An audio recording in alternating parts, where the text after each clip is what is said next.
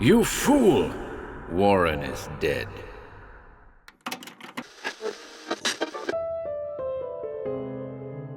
Welcome to HorrorBabble.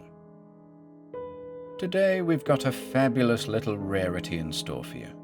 House of Hate by the great Allison V. Harding. If you're unfamiliar with Harding, take a look at the video description for a link to an intriguing blog post regarding the author. This one first appeared in Weird Tales back in January 1944 and was described as follows. An evil house begets evil dwellers, and silently revels in the black deeds perpetrated within its walls. We hope you enjoy it, folks.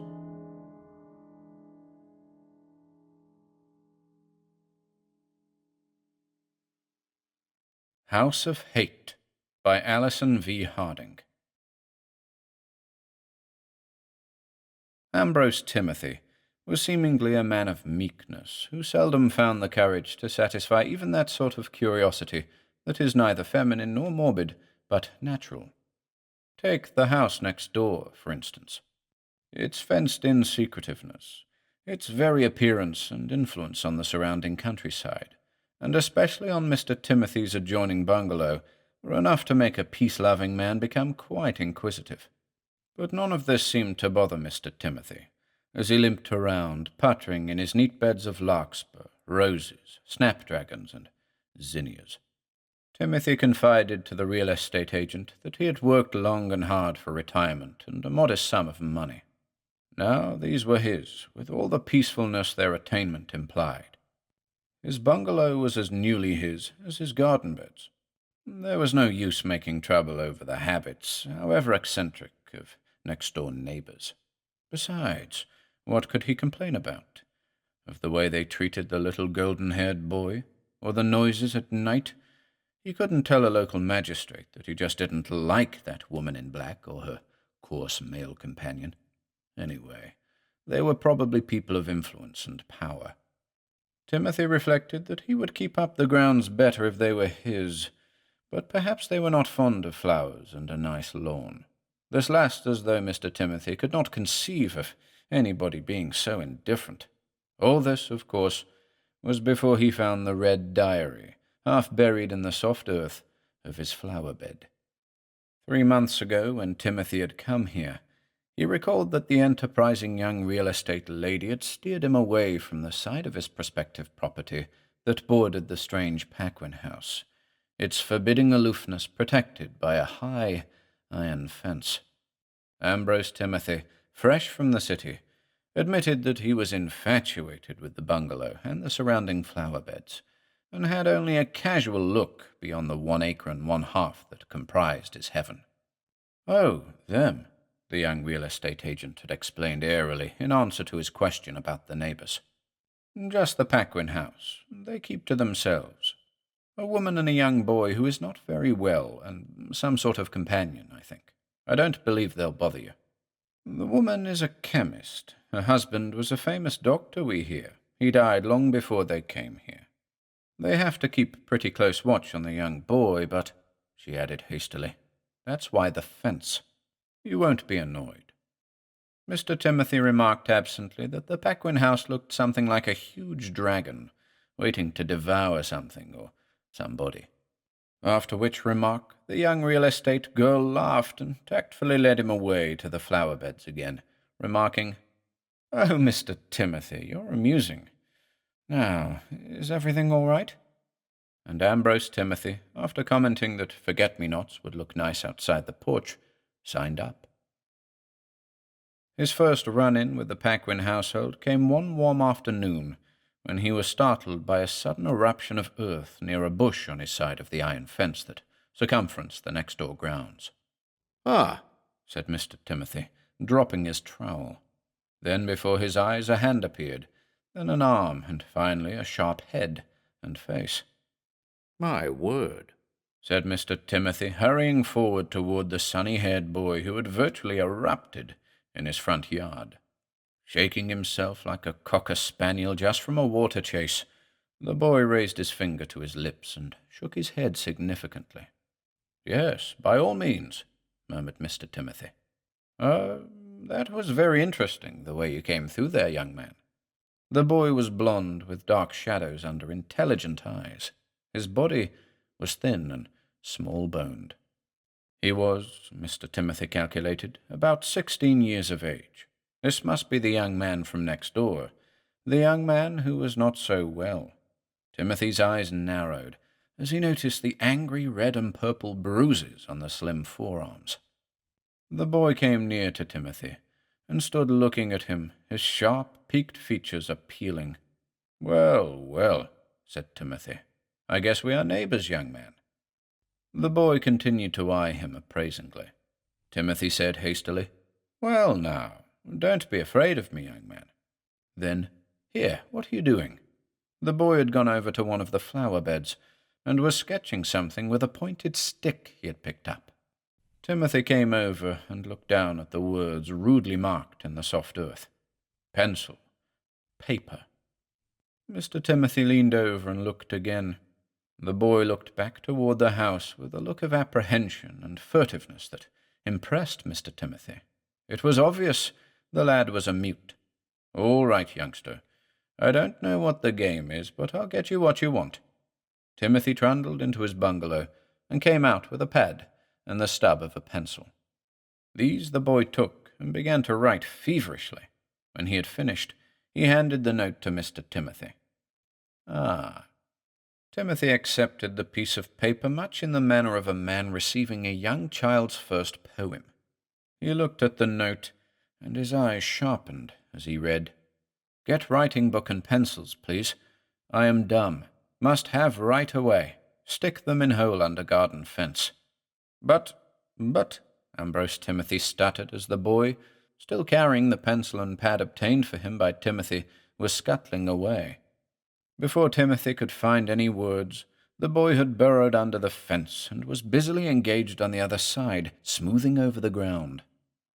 As Timothy watched, the young boy barely finished this and turned toward the house, with the pad and pencil now concealed behind his back, when a tall woman swept around the corner of the old house and spied him. "Ah, there you are, Martin. Up to your old tricks, eh?" The woman came closer as the boy slunk along like a dog anticipating a beating. Evidently, she hadn't spotted Timothy peering through the iron-grilled fence. The woman stopped. Martin stopped too, his hands behind his back. "Martin!" the woman screeched. "Martin! What is it you have behind your back?" The boy's only answer was a hopeless shrug. As the woman advanced on him, the boy edged away. Then the woman called at the top of her voice, "Rippick! Hey, Rippick, here!" There was a harsh male answering call, and then from the house came a man who at first look appeared to be a servant. He had on clothes that appeared too small for him. His arms crept down from the sleeves of his coat and hung, almost self-consciously, down by his knees. His chest and shoulders were immense. "Yeah?"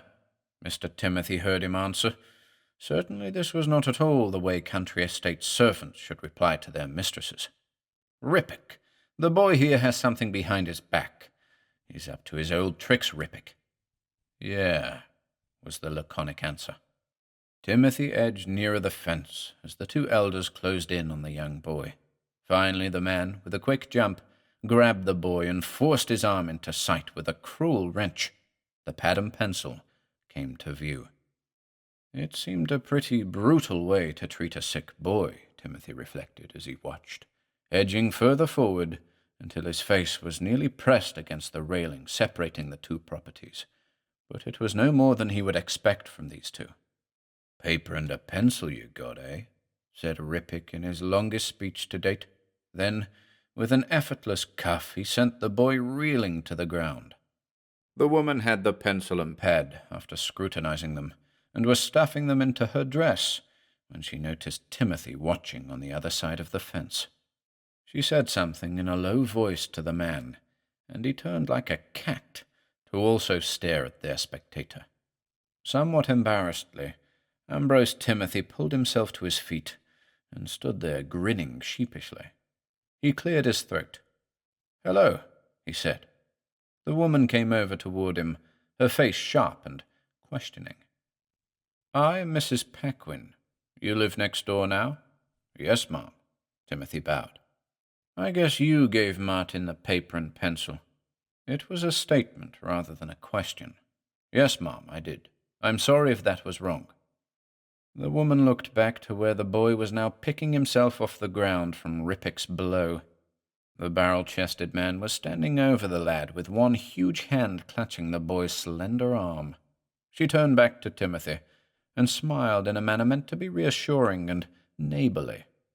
"Well, you see, Timothy. Mr. Timothy, the boy's not very well. In fact, I'm sorry to say he is, well, you know," and she tapped her head significantly. Timothy nodded gravely. "I'm sorry," he said simply. "They don't like him to have certain things. It excites him to write, so we have to keep all sorts of writing materials away from him on their orders." Timothy nodded again. "So please don't ever let him have anything of that nature again. Although I am sure he will beseech you with his eyes, and Martin has beseeching eyes." The woman turned with a smile on her face. The boy, still held by Rippick, was standing there, just looking at them. She called, "Bring Martin over here, Rippick." The man responded and led the lad over to the fence. "The young lad was born speechless. I adopted him," the woman explained. "This man is Rippick. He helps me." She said the last almost as an afterthought. Timothy nodded acknowledgment. "So then, Mr. Timothy, never put anything through the fence for the boy again." Ah, so she didn't know the youngster had found a way of burrowing under the fence. Well, he certainly wouldn't tell on the poor young fellow. That would probably call for another cuff from Rippick. The woman surveyed Timothy closely, and then said again, "Remember, nothing through the fence, eh?" She smiled, as though sealing the pact. All the while they had been talking, the boy's eyes had never once left Timothy's face. Never once. And as the woman herself had said, Martin had such beseeching eyes. Trying to get the conversation on a pleasanter subject, Timothy launched out enthusiastically. "You know, Mrs. Paquin, you've got splendid grounds for flowers. I should think you'd want to experiment a bit with them." "Flowers? Experiment with flowers?" She threw back her head and laughed and laughed. "Well, I meant," said Timothy lamely, "that it's such fun to create things. I know I'm just here from the city, and I find that it is really splendid to get out into a garden and putter around. I should think you'd want to in your place." He pointed proudly at his own neat beds. Then, amazed at his own boldness, Timothy stopped. "We keep busy," said Mrs. Paquin after a look at his garden, and, bowing stiffly, she turned away, an amused smile on her face. As the three walked away from the fence, Timothy noticed that on one occasion they looked back, and he could hear Rippick's voice contemptuously say something about flowers. That had been Timothy's first and only run-in with the people next door. Remembering the boy's beseeching look, though, he had, on that same day when he went to town for provisions, bought a red-bound diary and placed it with a bunch of lead pencils in the hole under the fence. And the following morning, when he had looked, the diary and pencils were gone. For a time he feared that Mrs. Paquin or the coarse Rippick had found them, but a few days later the boy had appeared and had waved a hand in appreciation. It was several weeks later that Timothy had been gardening and had come on the red-bound diary. Evidently, it had been thrown over the fence. It was the same one he had put under the rail for the boy. It was half buried in the soft earth of his garden, and now there was writing in it. Timothy had opened up the book and had begun to read. Finally, he retired inside the house, and his fingers drummed nervously as he reread the words scribbled there. It was plain, as he had suspected, that the boy was a virtual prisoner in the house, and that horrible things were about to happen, or were happening. Timothy's eyes glinted. Now was the time for action. He would go next door. It was the only thing to do.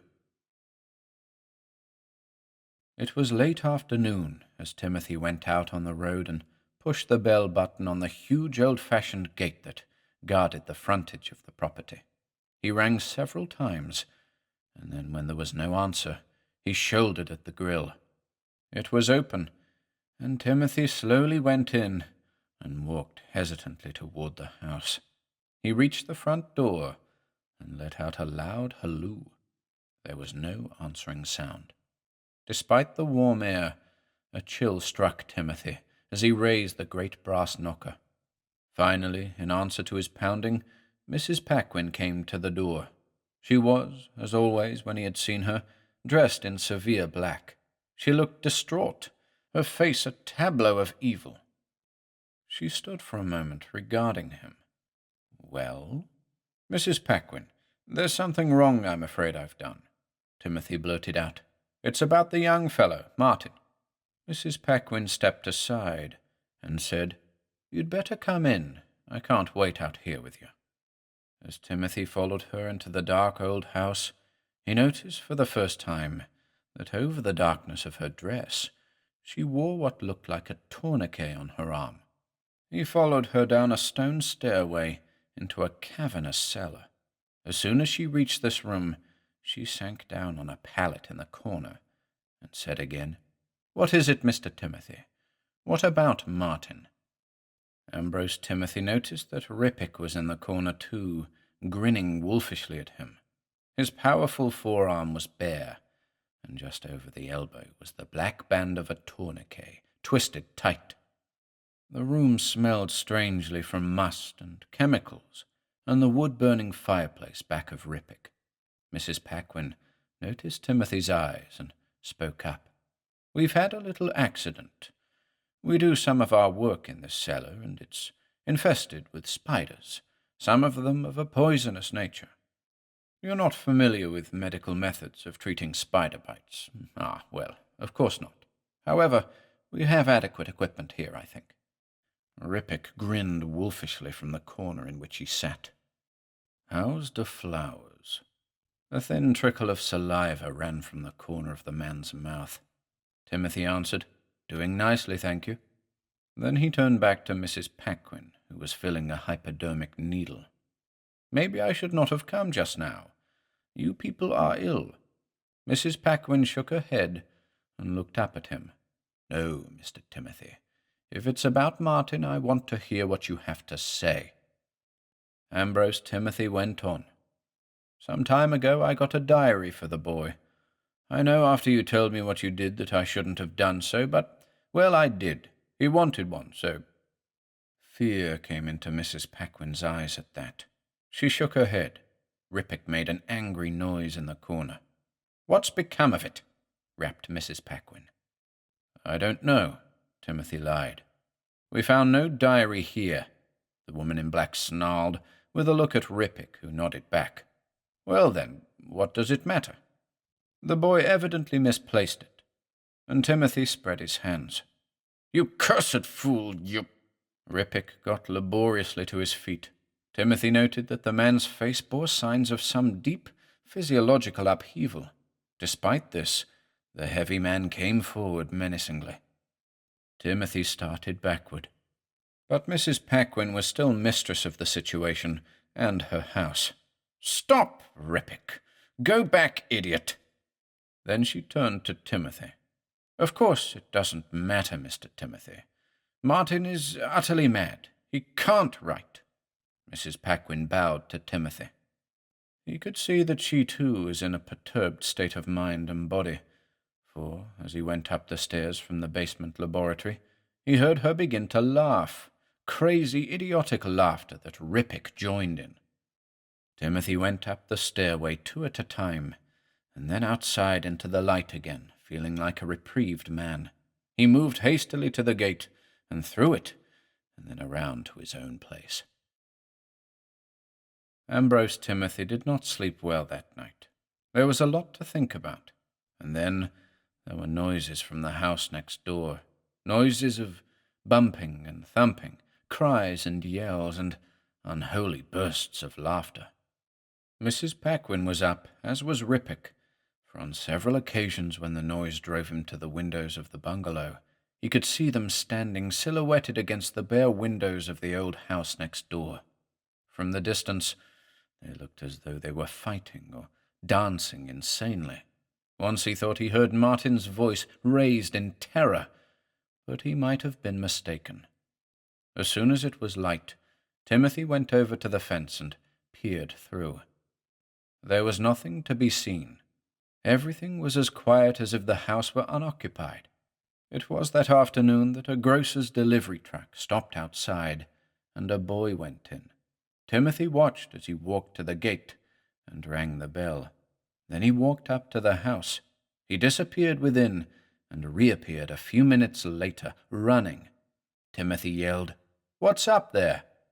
The boy redoubled his speed at the voice, looking startled and sideways. "Something's awful wrong in there, mister. I don't know just what, but something terrible is the matter.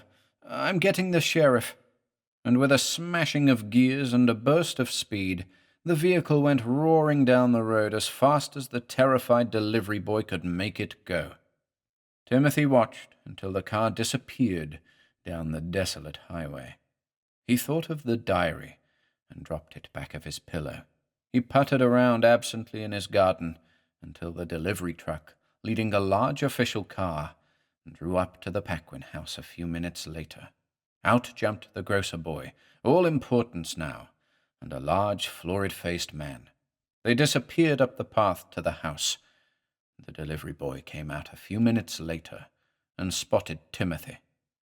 "Hey, mister, the sheriff wants to talk to you." Timothy walked over obediently. The sheriff was standing at the foot of the stairs looking up, and in his hand was a long-barreled revolver. He turned as Timothy stood inside the front door. "Delivery boy said you were next-door neighbor. Wanted to know what you made of all this. We've got a couple of completely mad people upstairs. I can't even go near 'em. I'll have to call the county home and get some of those boys to come over."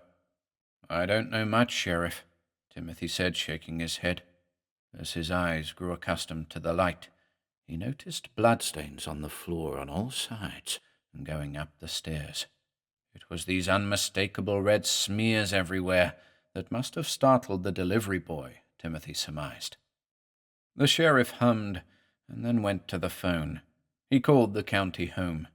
Timothy looked furtively around while he was calling. The question was, where was the young boy? The delivery boy stared fascinatedly at the bloodstains.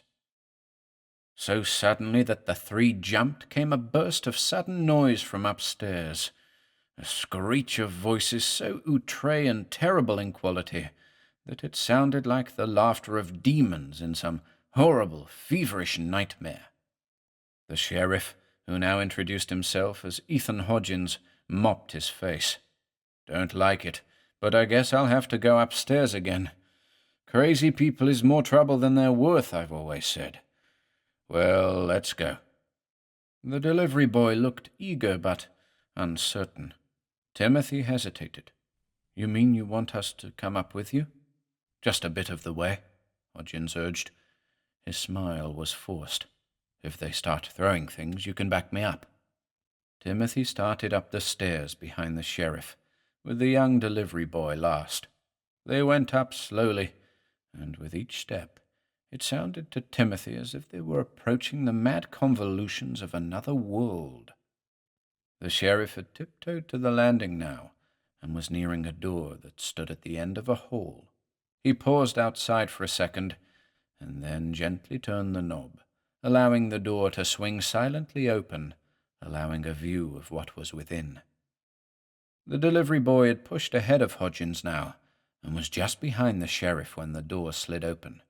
The three looked in. Timothy, with his image of the two clearly in his mind, was the one most shocked. The two creatures in the room were surely not human. They were pawing and playing over certain objects in the center of the room. They themselves were disheveled, their clothes torn and ragged. Mrs. Paquin's black dress was hanging in strips from her, and Rippick was as ragged. As the three watched, Mrs. Paquin lashed out at Rippick with something, and the curses and screams started again. He retaliated with a yell of anger and hit heavily at the woman. Just at the moment Sheriff Hodgins stepped into the room with his long-barreled gun pointed, Timothy made out the identity of those objects. They were, God forbid, the dismembered parts of a human body. The golden hair on one round glob of matter that lay on the floor like an out-of-shape soccer ball was too much for the delivery boy at Timothy's side. His knees gave way beneath him. It was not hard to get rid of his bungalow. It was so nice and cozy, and Timothy had worked so hard on the flower gardens. And so Timothy moved away with all his belongings and the red-bound diary. The diary was very precious. Timothy, although not a curious or inquisitive man, used to read it overnights. It was interesting, as anything written by an idiot would be, and Ambrose Timothy would smile sadly at this thought, for the author had certainly not been an idiot. Not that he didn't remember it almost by heart now. It started out with this entry. I know now that the Black Lady means to kill me. I don't know how or when. At least I don't know for sure. I am able to write because a man has moved in next door who has been kind enough to me to get this book and some pencils. I had a hole under the fence into his property, and the lady and Rippick haven't found it yet. The next entry read, I think that I am going to be used the way they used animals. Something goes on in the cellar that they have never let me see. I have known since they brought me here from the school that they were interested in some form of science, but I never have been sure just what type. I've seen books around on the glands. I think they experiment with glands. And I have heard them whispering and laughing about me. I think the man next door is my only chance. I tried to escape several times long ago, but I can't get far. I am always returned here, and Rippick beats me. It is true I cannot speak, but I was educated well at the school. I am not crazy, as they tell everybody. I suppose all of this is silly, that I am counting so much on this neighbor. He is a little fellow with a limp and a funny wrinkled face like a mask, and seems only interested in his gardening. The first day I burrowed through into his grounds, he looked so startled, but he finally gave me a pad and some pencils. Rippick and Mrs. Paquin caught me as I got back in the grounds, and Rippick hit me and took the stuff away. Then the lady took me over to the wall and make me stand in front of this man who does so much gardening. He said his name was Ambrose Timothy. I have found out something very interesting. The lady took me downstairs today and told me that I was to have a part in a very wonderful experiment. She said it was so important that she hoped I realized that whether I lost my life or not, it didn't matter. She laughed then and said that she was telling me this because she knew I couldn't talk and tattle on them. Then she said that her husband had been a very famous doctor who had been perfecting a spectacular glandular substance that would revolutionize medicine. He realized he had discovered the true secret of insanity caused by glandular imbalance. That's just what she said. But he was such an old dote, she said, that he hadn't had the sense to realize what could be done with such a medicine. Rippick, this creature who cuffs me around, had also been a chemist. I'll bet he wasn't much good. But he and Mrs. Paquin had got along very well. She had approached her husband and said that she and Rippick wanted to buy him out, that they had great ideas for the medicine. Mrs. Paquin has told me that they found out a good deal about the doctor's formula, but not quite enough. They would be everlastingly rich if they could find the missing link, though. There was an argument, and Rippick had nearly killed Dr. Paquin trying to get certain facts out of him. They put acid on his face and legs. Then they seated him in an old car. She smiles as she tells me this, and let it roll off a bridge. That was the end of Dr. Paquin, she says. Nobody ever found out, and she got his money. And she keeps repeating that after all I don't matter, because I can never tell anybody what I know. And that is true. They keep all writing materials away from me. I know that Rippick wanted to beat up that man next door who was kind enough to give me the writing materials, but I've been able to get this, and that is what counts. Another entry. A strange thing happened today. I know that Rippick and Mrs. Paquin are about to try their latest gland experiment on me, but I was out in the garden near the fence when this man, Timothy, came over to me. He said something to me. I don't quite understand, but I took what he gave me. It was a bottle. It was all very strange, but I think he means to help me. It was easy to get hold of one of the empty hypodermic syringes, fill it, and hide it. Then, when Mrs. Paquin was sleeping one time, I stole over to her and plunged the needle deep into the muscle of her arm. I ran as she woke up. There was just enough in the bottle for me to fill the syringe again. I just finished when Rippick came running in answer to her calls. I was able to jab the needle into his arm and push down the plunger before he cuffed me to the floor. Rippick and Mrs. Paquin whispered to each other and then went downstairs after cuffing me again. They screamed at me to tell them what I had in the syringe, but I wagged my head absently. Then they locked me up. At the first chance, I am going to throw this out the window over the wall into Mr. Timothy's place. He will find it and will read what I have written. Rippick and Mrs. Paquin are slowly going mad. They have put tourniquets on their arms, and they cut and probe their own flesh. I have written because I hope somebody will find this. I know they are going to kill me, but I know now that they will go insane, worse than death. I did what Mr. Timothy said.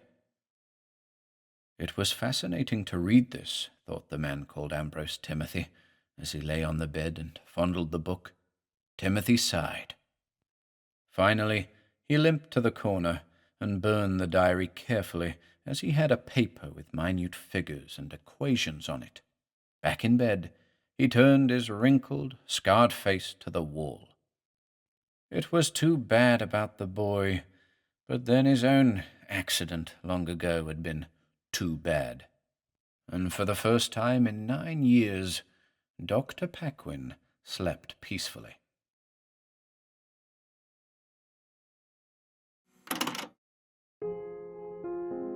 If you enjoyed listening today, be sure to subscribe to the channel by hitting the red subscribe button below. After doing so, click the bell icon next to the subscribe button to receive new content notifications. If you'd like to support our work and receive exclusive perks, consider becoming a channel member by clicking the join button below. To support us in other ways, see the video description for links to our Bandcamp and Patreon pages, our merch store over at Teespring, and further information relating to our releases on Audible, iTunes, and Spotify. And until next time,